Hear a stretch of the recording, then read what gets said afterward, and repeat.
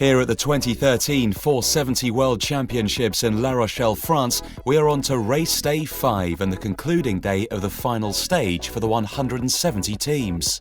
2 races were held for all fleets, and up in the Gold Fleet the pressure was on the leading teams to post results to advance them to the top 8 in each of the men's and women's fleets competing in the medal race on Saturday. A blustery day with some massive wind shifts forced the race committee to hold off racing until the wind had stabilised a bit. Racing alongside the longer-term partnerships are some of the younger teams, such as Bouvert and Millon from France, who claim numerous junior world and European championship titles. Experienced teams such as Olympians Lindgren brothers, who finished 4th at last year's Worlds, Mantis and Kaialis from Greece are up against one of the youngest teams competing in the Gold Fleet, the brother partnership of Alex and George Cavas. Contesting the women's fleet are the world #1 team from the USA, Hager and Provancha.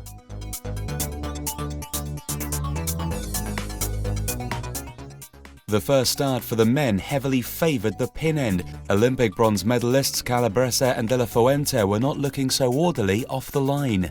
Also tacking off to the right were Mantis and Kaialis, along with Japan's Matsunaga and Yoshida. Series leaders going into the day, Labouchere and Lebert from France struggled to get off the start line and were well back in the fleet by the middle of the upwind.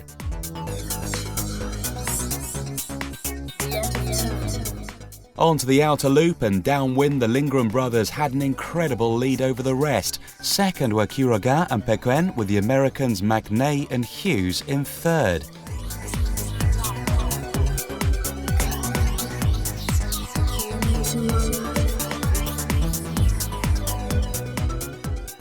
The order remained the same as they rounded the downwind gate, with Germany's Gerdsen-Vollmann also in pursuit. Following up were Greece, Argentina and France's Bouvert and Millon. Australia's Belcher and Ryan rounded the mark just behind the Greeks, but overtook just after rounding.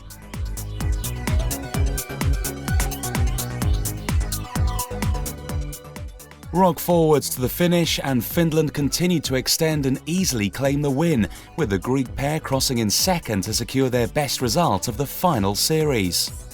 On to the second race of the day, and Croatia's Fantella and Marinits took the best start at the pin end, with the Australians and Greeks a few metres behind.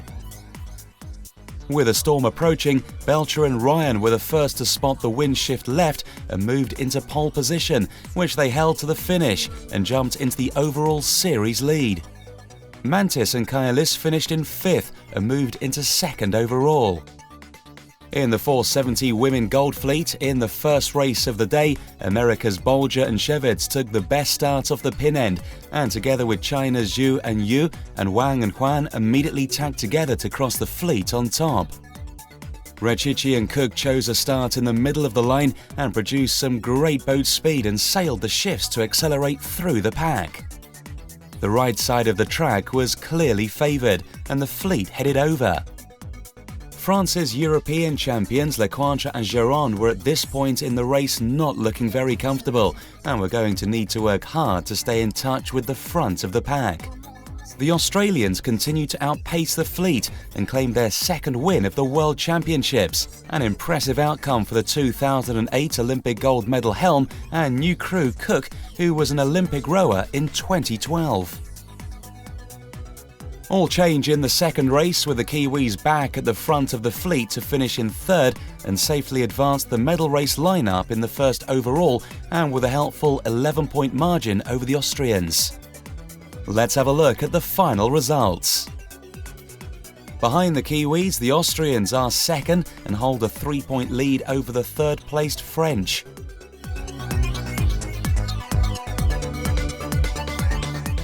In the 470 men, Australia leads with a 7-point margin over the Greeks in 2nd, and Argentina another 6 points behind in 3rd. We have a really good day, we enjoyed, and waiting for tomorrow.